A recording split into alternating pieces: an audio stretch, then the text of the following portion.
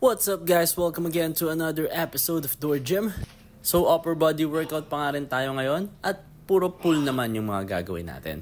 So ayan na nga, first workout na ginawa natin, syempre nag-pull ups tayo dyan. At ginawa natin yan for 10 reps and 3 sets. So mga gagawin nga natin ng workout ngayon is mostly yung tama nila para sa back, sa shoulder at sa bicep na rin.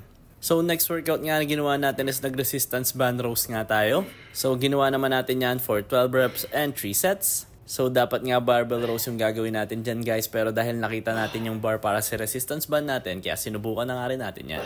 Next workout naman natin is nag-single arm lat pull down naman tayo.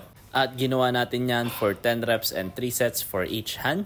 After nga nyan is nag-face pull naman tayo. So ginawa naman natin to for 10 reps and 3 sets. Next workout naman na ginawa natin is nag-upright rows naman tayo. So same pa rin nga yan, ginawa natin yan for 10 reps and 3 sets. And for our last workout for today, syempre para naman yan sa bicep natin.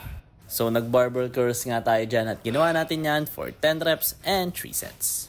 At yun na nga yung mga workout natin for today. At syempre kung kailangan nyo pa rin ng mga gym equipments para sa mga home gym nyo, check nyo lang yung TikTok shop ko or yung yellow basket dito sa video na to. And kung mga workout naman ang kailangan nyo, check nyo lang yung bio ko. Follow for more. Bye-bye!